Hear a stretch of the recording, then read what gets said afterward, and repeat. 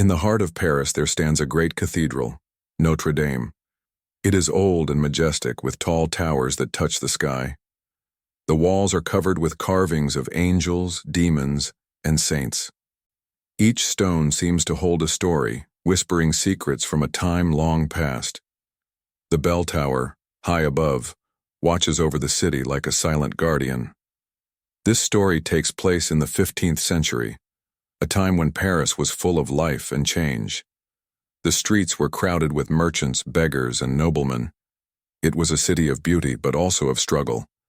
Notre Dame stood in the middle of it all, casting its shadow over the Seine River. But this is not just a story about a cathedral. It is a story about people, some kind, some cruel. It is about love that grows in unexpected places, and how fate can change a person's life forever. It is about those who are judged by how they look or where they come from. And it is about the power of hope, even in the darkest times. In the shadow of Notre Dame, 3 lives will cross: a lonely bell ringer, a beautiful dancer, and a powerful priest. Their stories will show us the light and darkness in the human heart. This is the beginning of the Hunchback of Notre Dame. High above the busy streets of Paris, in the towers of Notre Dame, lived a man named Quasimodo. He was not like other men. His back was bent, giving him a strange, hunched shape. He had only one good eye, the other small and clouded. He was nearly deaf because of the loud bells he rang every day. People in the city called him a monster, but they did not know his heart. Quasimodo was the bell ringer of Notre Dame. The bells were his closest friends, and he gave each one a name. He loved their deep, echoing voices that filled the air and reached every corner of Paris. When he rang the bells, he felt alive, as if he and the cathedral were one. But his life was lonely. The people in the city avoided him, fearing his appearance. He spent most of his days in the shadow of the bells, watching Paris below.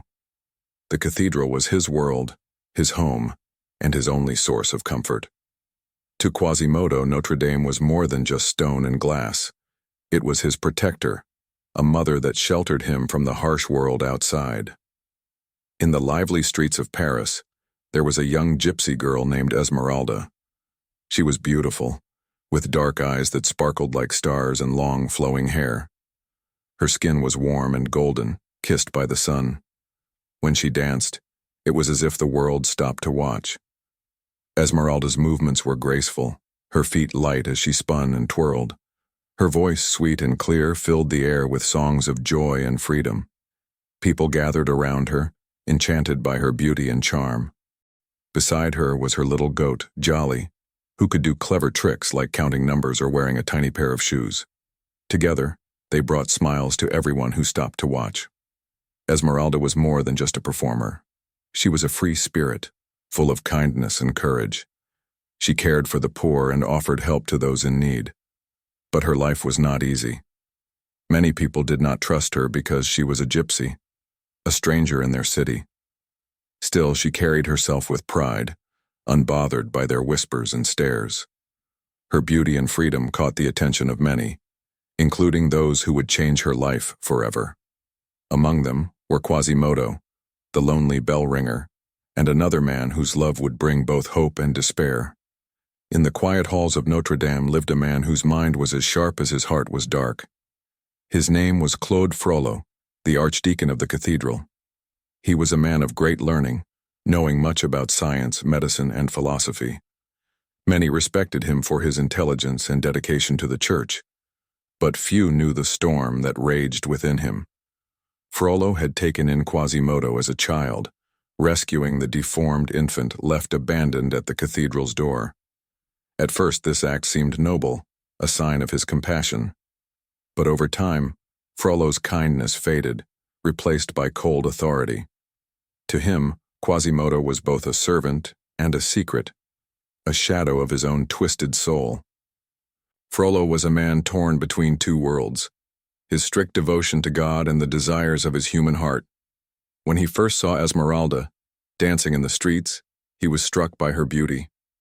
Her dark eyes and free spirit awakened feelings he had long tried to bury. He told himself it was wrong, that she was a temptation sent by the devil. Yet, the more he tried to resist, the more obsessed he became. His love for Esmeralda was not pure or kind. It was selfish and consuming. He wanted to possess her, to control her. In his mind, she was both an angel and a curse. This obsession would lead Frollo down a dangerous path, one that would destroy not only him, but also those around him. One day, the streets of Paris were alive with laughter and music. It was the Festival of Fools, a wild celebration where everyone, rich and poor, could forget their troubles for a day. People wore masks and costumes, turning the city into a stage for joy and chaos. In the middle of the festival stood a large platform. On it, a contest was held to choose the ugliest face in Paris. Many tried, making silly faces and wearing grotesque masks. But when Quasimodo stepped forward, the crowd gasped. His natural features, a hunched back, a twisted smile, were unlike anything they had seen. The crowd cheered and laughed, crowning him the King of Fools. For once, Quasimodo was the center of attention, not as a monster but as a king. Frollo watched from the shadows, his face grim. He hated the noise, the chaos, and especially the way Esmeralda danced among the crowd, her beauty drawing all eyes. As the festival continued, Frollo's jealousy and desire grew unbearable. That night he made a terrible decision. With Quasimodo as his unwilling accomplice, Frollo planned to kidnap Esmeralda. As she walked home, the two men approached her in the dark. Quasimodo, though reluctant, followed Frollo's orders. He grabbed Esmeralda, trying to take her away, but before they could escape, a soldier named Phoebus appeared. Phoebus was young, handsome, and brave. He fought off Quasimodo, freeing Esmeralda from their grasp. The crowd gathered, and Quasimodo was captured. The people, angry at the attempted kidnapping, beat him and dragged him away. Esmeralda, shaken but unharmed, looked at Phoebus with gratitude. She did not yet know that this meeting would change her life forever. Nor did she realize that in the shadows, Frollo watched, his obsession growing darker with every passing moment. Phoebus was a soldier, young and full of charm. He had a handsome face with dark, sparkling eyes and a strong, tall frame. His uniform, a bright mix of gold and blue, made him look like a hero in every street he walked. But despite his good looks, Phoebus was not a man of great depth. He was charming, yes, but also vain and careless. He loved to flirt with women, often leading them on without any true intention of being serious. To him, love was a game. When Phoebus first met Esmeralda, he was immediately drawn to her beauty. He admired the way she moved, the way she danced, and the way her eyes shone with freedom. To Phoebus, she was just another woman to conquer. Yet, something about her captivated him in a way no other had before. Esmeralda, too, felt a deep connection with him. She had never met a man who made her feel so special. She saw in Phoebus not just the handsome soldier, but someone who could offer her the love and protection she longed for. Slowly, she began to fall for him, even though she was unaware of his true nature. Phoebus, in turn, enjoyed the attention she gave him. But for him, love was always something to take lightly, something he could walk away from when he got bored.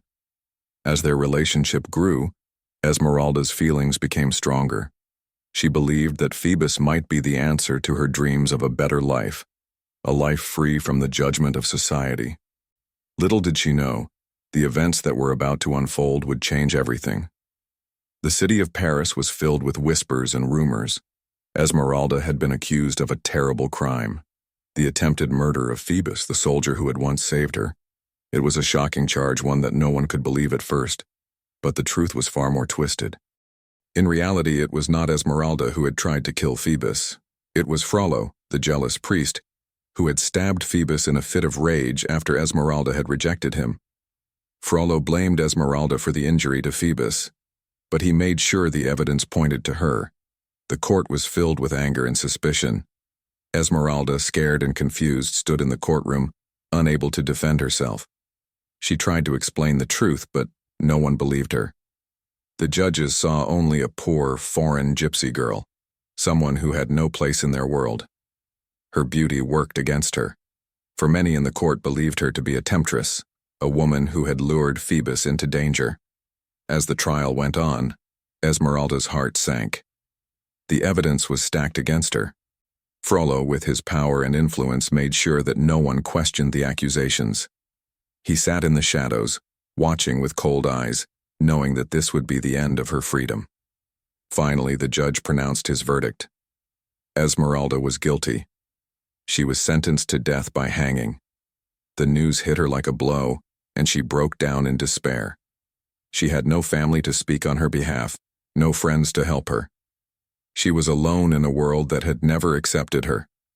The court found its answer, but for Esmeralda, it was not justice. It was the beginning of the end. Little did she know that in the shadows of the cathedral, two men, Quasimodo and Frollo, were preparing to change her fate forever. As the day of Esmeralda's execution drew closer, the streets of Paris were heavy with tension. Crowds gathered to witness her fate, but high above, in the towers of Notre Dame, Quasimodo watched with a heart full of sorrow. He had seen her kindness, her beauty, and her spirit, and though he knew she could never love him, he loved her in silence. To Quasimodo, Esmeralda was the one person who had shown him compassion, the light in his dark world. On the day she was to be hanged, Quasimodo could not bear it any longer. As the guards brought her to the gallows, he acted with courage and strength. Swinging down from the cathedral like a phantom, he swept her into his arms and carried her back to Notre Dame. The crowd gasped, but they dared not follow, for the cathedral was a place of sanctuary. No one could harm her there. Inside the cathedral, Quasimodo gently set Esmeralda down and told her she was safe. Though his words were clumsy, his actions spoke louder. He gave her food, water, and a quiet place to rest. He showed her the world from the bell tower, pointing out the beauty of Paris from above. Esmeralda was grateful but confused. She saw in Quasimodo a gentle soul, so different from his monstrous appearance. Though she could not return his love, she offered him her friendship. This was enough for Quasimodo. For the first time, he felt that his life had meaning, that he could protect someone who truly mattered to him. Quasimodo's love for Esmeralda was pure and selfless. He knew he could not give her freedom, nor could he change her fate. But he could give her time, and in that time, he hoped she would find peace. While Esmeralda rested in the safety of Notre Dame, Frollo's obsession grew darker. He had offered her a choice before, to love him or to face death. She had refused him, her heart too strong to be bent by his threats. This rejection turned his love into hatred, a hatred that consumed him. From the shadows, Frollo watched Quasimodo care for Esmeralda. The sight filled him with jealousy and rage. How could this hunchback, this outcast, hold what he desired most? Frollo felt betrayed, not only by Esmeralda, but by his own heart. He believed he had been cursed, and the only way to free himself was to destroy her. One night, Frollo betrayed the sanctuary of Notre Dame. He alerted the authorities, revealing Esmeralda's hiding place. When the soldiers came to take her away, Quasimodo fought desperately to protect her. But there were too many, and even his great strength was not enough. Esmeralda was dragged from the cathedral, crying out for mercy. As Esmeralda was taken to her death, Frollo climbed to the top of the bell tower to watch. His face was cold and emotionless as he looked down at the scene below. Quasimodo followed him, his heart broken and his soul filled with rage. When Esmeralda's lifeless body hung from the gallows, Quasimodo turned to Frollo. "You did this," he said, his voice trembling with grief. Frollo only smiled, his twisted satisfaction clear. In that moment, Quasimodo could not contain his pain and anger. He grabbed Frollo and held him over the edge of the tower. For a brief moment, Frollo looked into Quasimodo's eyes, realizing too late the depth of his cruelty. Then, with a single motion, Quasimodo let him go. The priest fell, his scream echoing as he plunged to his death. Quasimodo watched as Frollo's body hit the ground below. He felt no triumph, only emptiness. The two people he had cared for, Esmeralda and Frollo, were gone. The bell tower, once his sanctuary, now felt cold and hollow. Alone again, Quasimodo retreated into the shadows, his heart broken beyond repair. The square was silent now, the crowd having dispersed after witnessing Esmeralda's tragic death. Her body hung lifeless on the gallows, a vision of innocence crushed by the cruelty of the world. Quasimodo, hidden in the shadows, watched in silence. Tears rolled down his misshapen face as his heart shattered into pieces. The only person who had ever shown him kindness was gone. When night fell, Quasimodo descended from the cathedral. He moved quietly through the streets unseen by anyone. When he reached the gallows, he carefully cut Esmeralda's body free, cradling her in his arms. She looked peaceful, as though she were only asleep. Quasimodo carried her back to Notre Dame, his silent footsteps echoing through the empty streets. In the cathedral, he laid her body in a quiet corner, surrounded by candles. He knelt beside her, his massive form hunched in grief. He stroked her dark hair and whispered words she could no longer hear. "You were my light," he murmured. "You made me believe I was more than a monster." Quasimodo stayed with Esmeralda's body, refusing to leave her side. Days turned into weeks, but he did not care. He no longer rang the bells of Notre Dame. Their joyful sound felt hollow without her. He grew weaker with each passing day, his grief consuming him. Finally, when his strength was gone, he laid down beside her and closed his eyes. Years later, when the vault where Esmeralda's body rested was opened, 2 skeletons were found. One was small and delicate, the other twisted and deformed. The larger skeleton's arms were wrapped around the smaller one as if to shield it from the world. When the workers tried to separate them, the bones crumbled into dust, inseparable even in death. This final image, a symbol of love, sacrifice, and fate, remains the heart of their story. Quasimodo and Esmeralda, 2 souls brought together by tragedy, found a peace in death that the world had denied them in life. The story of Notre Dame's bell ringer and the gypsy girl became a legend, a reminder of the power of love and the cruel hand of destiny. Hugo's novel reminds us of the harsh judgments society often imposes on those who are different, the hypocrisy hidden behind power, and the sacrifices love can inspire, even in the face of tragedy. The story, though heartbreaking, leaves readers with a profound understanding of humanity's beauty and flaws. It is a timeless tale that continues to resonate, urging us to see beyond appearances and to question the injustices of our world.